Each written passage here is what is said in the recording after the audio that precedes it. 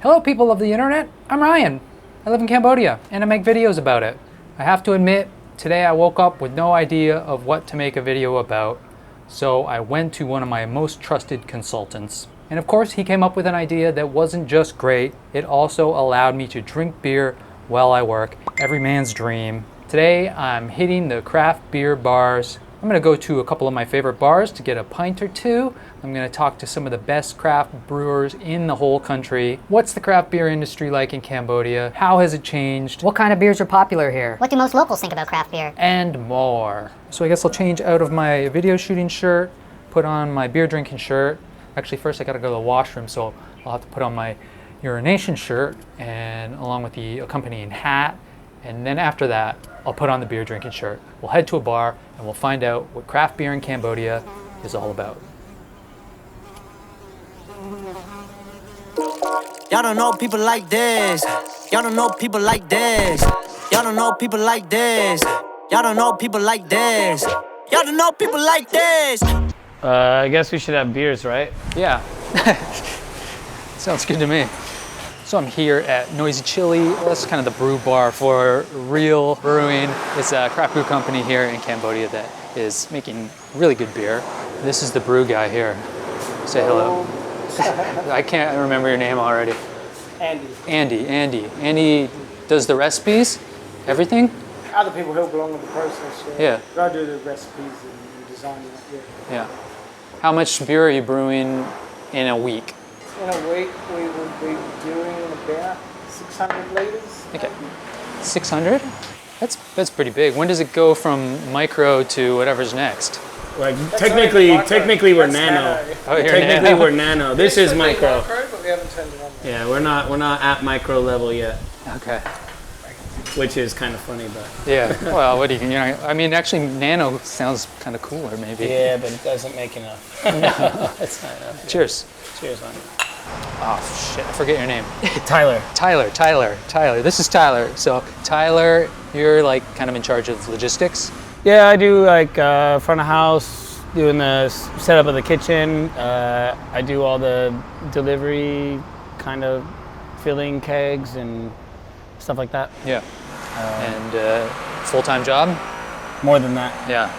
We're here, Andy and I do about 12 to 15 hours a day here. So in 2013, we made the idea to do a brewery. We didn't want to teach English anymore. We're like, what are we going to do? We don't want to go back to the West, but what are we going to do here? And they're like, well, we should just open a craft brewery because we don't see that kind of beer out here. I think there was only 1 or 2 craft breweries at the time. The first was Munich, and it was an old German dude, but he was quite old. So then I think he sold it off to Cambodian company. And then Himawari Hotel opened up a microbrewery. And then I think number 3 was Caravisia, Botanico, they have the place. And then I mean, if I'm not mistaken, don't quote me, I think we were the 4th one. I can probably think of 3 or 4 more. A lot of those are pretty new. Yeah, a lot of the ones that are here are relatively new and they're very small scale. You know, we watched what happened in Vietnam, and usually what happens over there in Thailand ends up coming over here. Yeah, we're 5 years behind the craft beer scene in Vietnam or more. Yeah, that's one of the reasons we decided to do it, because we thought it had a lot of potential. We just didn't realize it would take so long to gain traction. Not just your company, but Just the industry and craft beer in general, like, yeah. And in the beginning, it was really tough because we're in a 50 cent to $1 beer country. And now we're all of a sudden, we've got these $3 beers. And like, we were even trying $2.50 back in the day, and people thought that was a bit much. It took about 2 to 3 years to get people to buy a $3 beer. Didn't matter the quality, some people just didn't want to spend the money. Those were kind of like the older, long-term expats.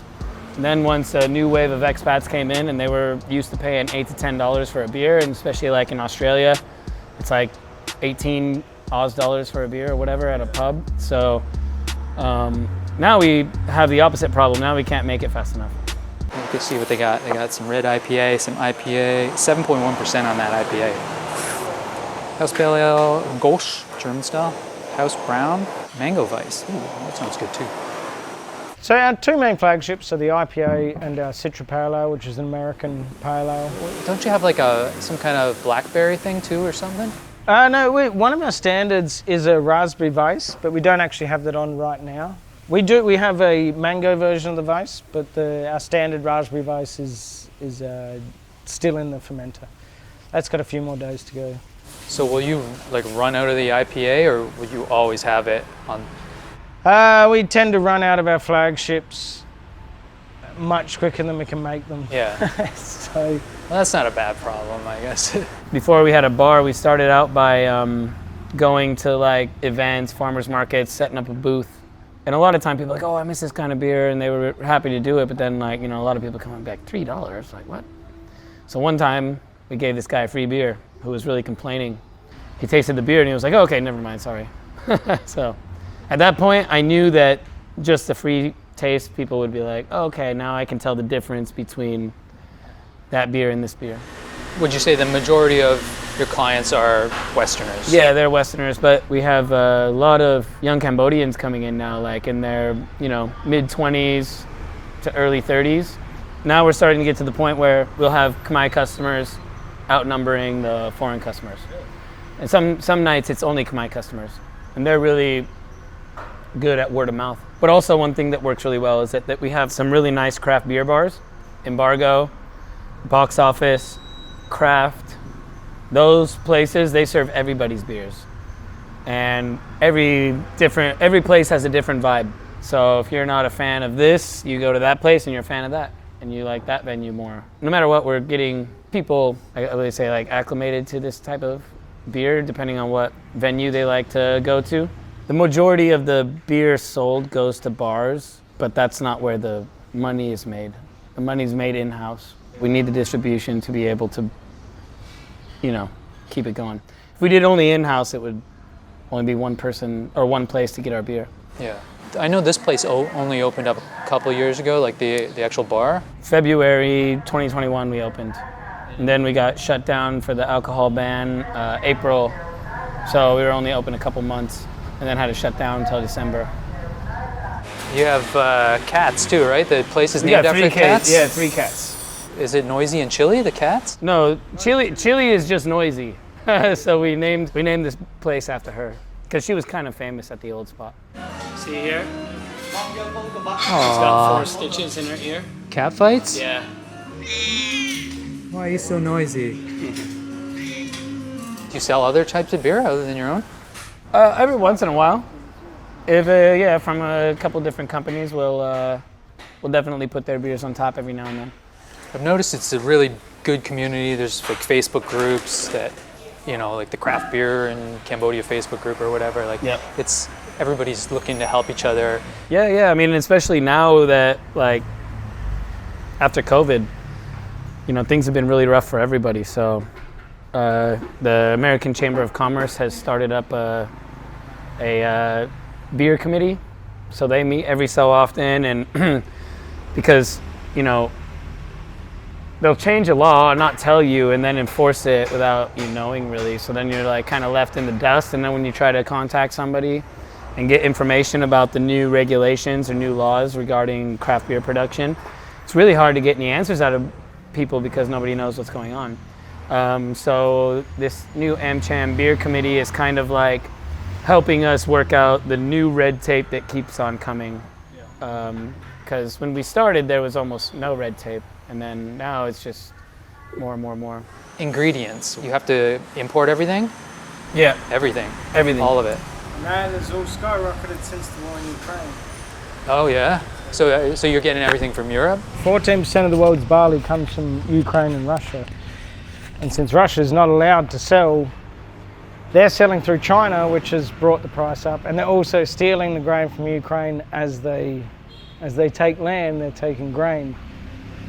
So yeah, the barley price has risen about 65% since the start of the war. So that's a massive issue, and it's going to get worse, obviously.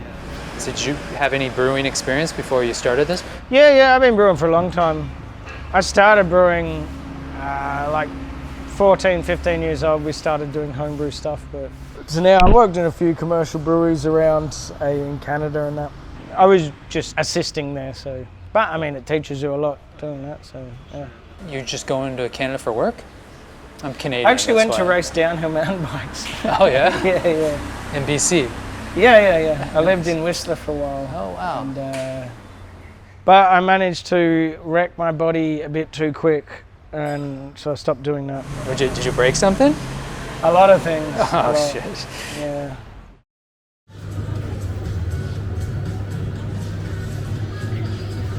You just calm down a little bit, okay? It's the 8%ers. Drinking those 8% red IPAs. What's his name? Patrick. Patrick, who owns this bar, he's a partial owner of Fuzzy Logic, which is, I would say, I don't know why you don't remember that. It's got a really nice nose, very balanced. So this is out of Vietnam, but they moved here? No. Fuzzy, we have a brewery in Vietnam, we have one in Siem Reap. Okay. Yeah, it's really good. Yeah, It's that's a really kind of perfect. balanced Yeah. IPA. I love it. I really like the Notorious Strong Double IPA. If you don't mind a little bit stronger beer. For a new brewery, they don't have tons of experience, but they're brewing clean beers, which, for any brewery, that's like, I love that. Yeah. This was from just before the Khmer Rouge came in, and it just says fresh beer in Khmer, but I think it's quite cool.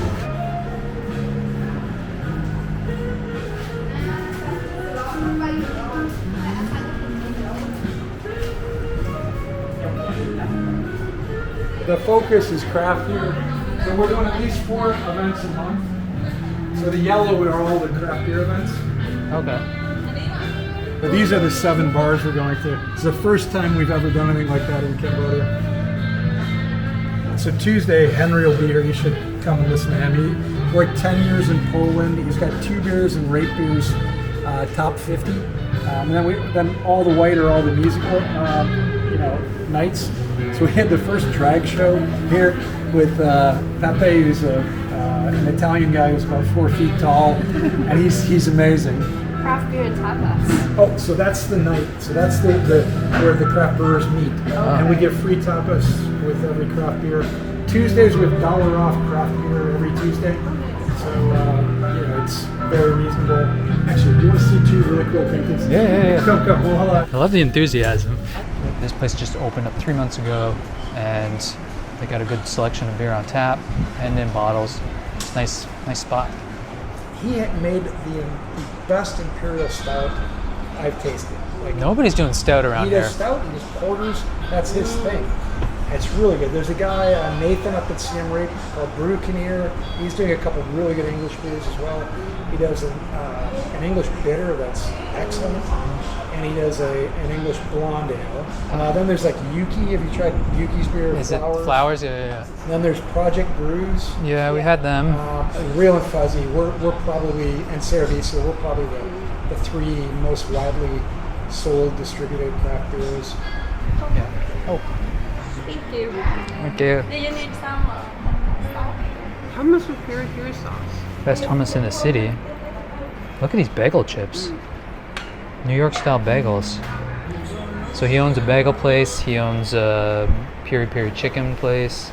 He owns a rice plantation He's gonna open brewery a cafe where Artillery used to be. It's gonna be and a craft beer bar. Conglomerate on this block. Yeah, it's a good spot. It's a great spot. Yeah. They call this Palace Lane. Hey, that's mine. Oh yeah. That's not beer.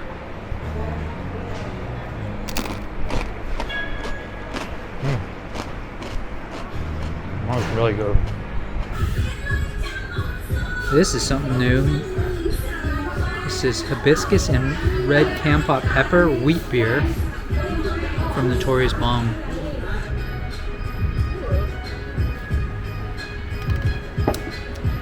Nice color. Okay. So that's it. That's it for this video. That's the video. That's the friggin' hangover and blah blah blah. Why? Thanks for watching. Thanks for tuning in. Let me know if you have any craft beer regular recommendations for me. Anything you like in Cambodia. What's your favorite craft beer here? And also, let me know if you have any hangover recommendations for me. Sorry about that. All right, no more beer. I'm switching to coffee. Maybe I'll shoot the next video about coffee. Or maybe I will just sit on the couch for the next few days. Take care, comb your hair. I'm bleh. Oh shit, I forgot I got a boat cruise tonight. Prefer when I'm by myself. I don't wanna hang around y'all. Pray for good health. One day I'm really gon' ball. Fuck around and buy the whole mall. Breaking that cake. Flexing 700 in the bank. Not a superhero, I don't save. Look at my face. Look at my grades. Don't match up, no